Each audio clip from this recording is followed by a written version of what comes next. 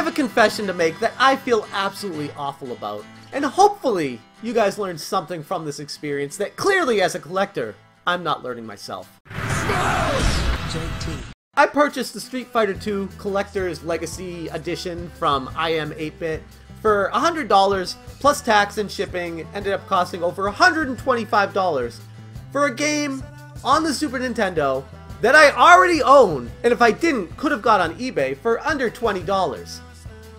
But yet, I felt the need to buy this on impulse. And this is exactly what's wrong with collectors nowadays. Companies, these retailers, are keying in on the fact that limited edition supply may be worth something more in the future. And it goes back to the whole supply and demand and how rare games go way higher in value than common games, and companies want to create this scarcity for the simple fact of trying to sell something to you. From a collector's standpoint, from a gamer's standpoint, from basically any standpoint there is, this is the complete wrong approach to buying games in the first place. If you can't tell, I'm pretty upset with myself. I got this in the mail and I'm like, why did I do that? Why did I purchase Street Fighter II? This was the biggest mistake I have ever made in my life of purchasing games. This is completely unnecessary. And then what does IM8bit do after this? They come out with Mega Man 2 and Mega Man X, doing the same thing, officially licensed from Capcom. You know what else is officially licensed from Capcom? The actual games that came out with the NES 30 years ago.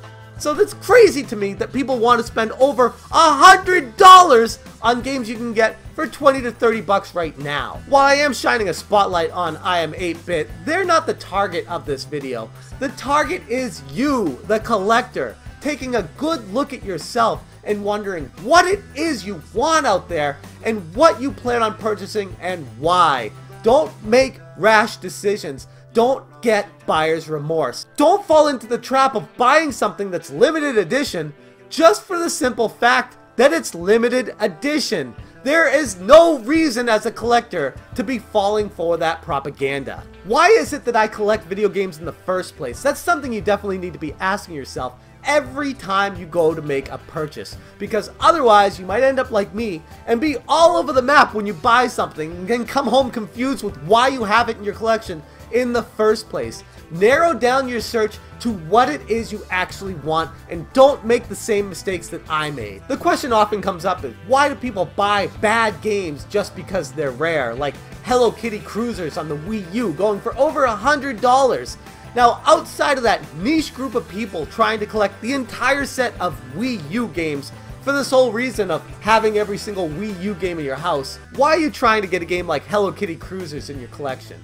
Because I feel like a lot of people are getting it as a status symbol to say, hey, I got this game, you don't have it. I got this game, you don't have it.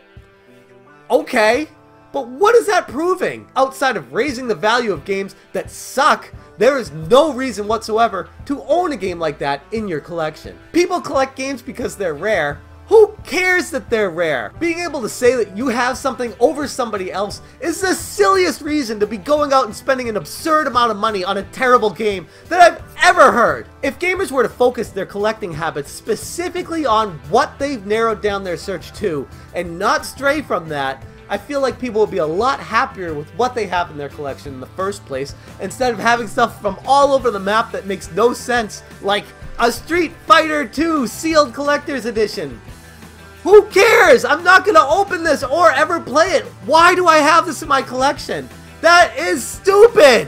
The gap between what gamers are collecting and what they should be collecting is so vast that publishers are taking full advantage of the confusion. If people like me would stop making impulse buys on games they have no business owning in the first place, we wouldn't have this problem to begin with. But on the other hand, when I see games going for ridiculous amounts of money that have no business costing what they do, I can just sit back and laugh now because I can realize that's not what I want to be collecting, and it's funny to me when I see people spending that kind of money on a game that has no business costing what it does. Anyways, that's how I feel collectors need to reevaluate their collecting habits in the first place. Let me know what you guys think in the comments, and as always, thank you so much for watching. Have a good one.